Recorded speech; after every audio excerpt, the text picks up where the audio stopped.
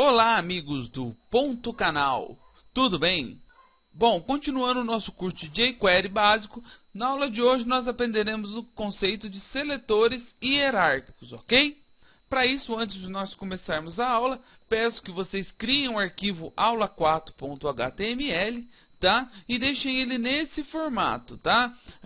No nosso cabeçalho, por enquanto nós só vamos deixar o nosso meta_char7, o title como seletores hierárquicos, iremos inicializar também o nosso JavaScript e deixar aqui o nosso documento pronto para ser executado, tá?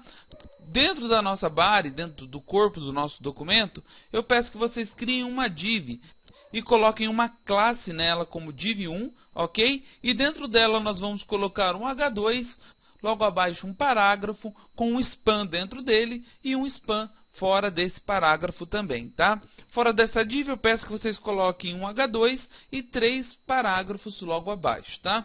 O conteúdo que vai ter dentro dessas tags, vocês podem ficar à vontade aí e colocar o que vocês quiserem, né? Aqui eu coloquei dessa forma para que fique mais fácil da gente enxergar o que está sendo colocado, o que está sendo modificado ali na execução. Mas se você já quiser ir colocando alguma coisa aí de sua preferência, de uma forma que fique mais fácil depois para você fazer uma consulta, você pode ficar à vontade, tá? Então depois da nossa vinheta de abertura, você já vai ficar com a aula de hoje.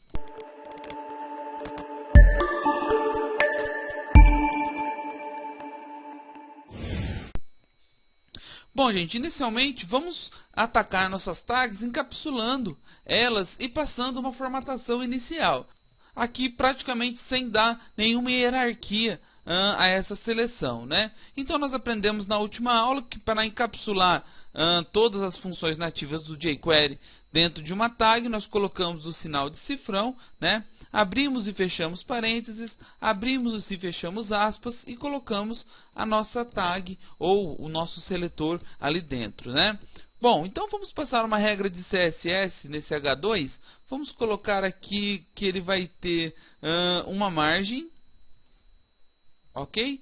Vírgula de 0, né? Vamos deixar a margem dele zerada. Vamos salvar e vamos atualizar nossa página. Você vai ver que o nosso H2 teve as suas margens zeradas. Isso nós aprendemos na aula anterior. Também aprendemos uma outra forma de se passar esse CSS, né? Vamos passar o CSS para o nosso P, né? Para o nosso parágrafo, da seguinte forma: ponto CSS, e agora nós vamos abrir parênteses e abrir chaves dentro desses parênteses. É uma segunda forma aí de nós executarmos esse CSS através do jQuery, né? E vamos passar a seguinte definição: margem também, tá? Dois pontos. 0, né? Vamos zerar a nossa margem do nosso parágrafo, ok? E vamos colocar ele numa cor, então color, dois pontos, blue, né? Vamos colocar um azul, certo? Vou salvar essa expressão, atualizar e perceba que todos os meus parágrafos agora ficaram em azul, né? Tanto no meu parágrafo que é filho direto aqui da minha div1, como os parágrafos que estão fora da minha div, né? Por quê? Porque nós selecionamos todos os parágrafos, não demos nenhuma outra definição, então tá ok, é isso mesmo que tem que acontecer, né? Então vamos fazer agora uma terceira seleção aqui. Vamos selecionar apenas a nossa div1, então ponto div1, que é a classe que nós colocamos nessa div, ok? E vamos colocar assim, ó, ponto CSS, e vamos passar algumas definições para ela também, né? Então, abro parênteses, abro chaves, vamos colocar margem, tracinho, button. Toda vez que eu estiver trabalhando aqui com o CSS e a palavra for composta, eu tenho que colocar entre aspas, tá? Para nós não termos nenhum problema, ok? Dois pontos na frente, abro aspas de novo e 20 pixels, ok? E vamos colocar também um background dentro dessa div. Então vamos colocar assim, ó, background, dois pontos, abro aspas, jogo da velha CCC, né? Vamos colocar um background cinza, ok? Vou salvar isso aqui, atualizar. Faltou o N aqui, né? Vamos salvar, atualizar E perceba que agora minha div ela está dentro de um bloco, né, num bloco cinza, e tudo que está fora da minha div não vai estar aí em cinza, né? Tudo isso para facilitar aí para a gente poder enxergar bacana o que vai acontecer a partir de agora, né? Agora, gente, o que nós vamos fazer? Gente, vamos selecionar agora as filhas dessa div, né? Eu não quero selecionar mais nada que está por fora, eu quero apenas as filhas da minha div, tá bom? Então vamos fazer o seguinte, para isso, vou colocar aqui como comentário filhas, ok? Então, gente, para me selecionar a filha de um elemento, é da mesma forma que nós fazemos no CSS, né? Então, no caso aqui, a gente vai jogar o sinal de cifrão, ok? Abrir parênteses, abrir aspas simples, e como nós fazemos no CSS, eu vou colocar aqui, ó, ponto div1, ok? Que é o meu seletor, que no caso é a classe da minha div, e vou chamar agora o elemento que eu quero formatar. No caso, eu quero chamar o spam mesmo, né? Então, vamos colocar spam, tá? Vamos passar algumas funções para ele. Vamos colocar um id para ele começar escondido, tá? Vamos colocar um delay nele de 1000, né? De 1 segundo. E depois desse 1 segundo, o que ele vai fazer para mim? Ele vai aparecer de fade in, né? Nesse fade in, nós podemos colocar tanto um valor como colocar aí slow e demais funções que nós iremos aprender mais para frente, tá? E vamos colocar também algumas propriedades CSS nele, né? Então vamos abrir parênteses e abrir chaves e vamos colocar um color, dois pontos, abro aspas, green, ok? E vamos colocar também um font size, ok? Dois pontos, vamos colocar que esse spam vai ter o tamanho 15, por exemplo, de 15 pixels, tá? Entre aspas também. Ponto e vírgula lá na frente, vamos salvar e executar para ver como que ficou. Então, atualizando, isso. Perceba que quando eu atualizo, os meus dois spams estão aparecendo aí com a função fade in e também aí na cor verde, né? Agora, gente, eu quero atacar o H2 que está dentro da div1, de forma que ele fique diferente do H2 que está fora da div1. Então, como que eu faço? Da mesma forma que eu fiz no de cima, né? Então, eu vou colocar o sinal de cifrão, abro parênteses, abro aspas, vou colocar lá ponto div1, ok, e selecionar o meu H2, tá? Então, a partir de agora, o único H2 que vai estar encapsulado é este que está dentro aqui da minha div com classe div1, tá? E vamos passar também algumas funções para ele. Vamos pedir para ele inicializar escondido, né? Vamos passar uma propriedade CSS para ele também aqui. Vamos passar um font size, ok? Entre aspas simples, para não dar problema. Dois pontos, vamos colocar de 50 pixels, né? E vamos passar também um color, dois pontos, vamos colocar a cor dele red, né? Vamos colocar um vermelho, ok? Bom, e também vamos colocar um fade in também, né, para ele aparecer. Então, depois que ele recebeu essas cores, ele vai aparecer para mim de que forma? Vamos colocar fade in e passar para dentro desse fade in o valor de 800, né? Então, ele vai aparecer um pouquinho antes das nossas spams, né? Não se preocupe com as funções que nós estamos dando aqui, elas apenas servem para nós ilustrarmos a forma que nós estamos selecionando aqui os nossos elementos, tá? Então eu vou salvar, atualizar e perceba agora que ele apareceu, deu um tempo, apareceu o outro elemento.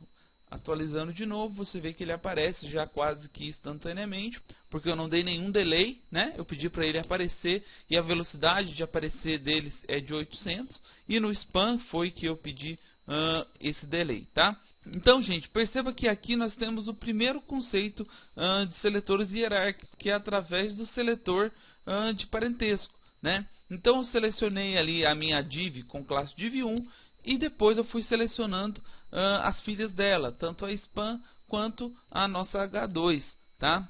Agora, gente, eu quero fazer um outro tipo de seleção, né?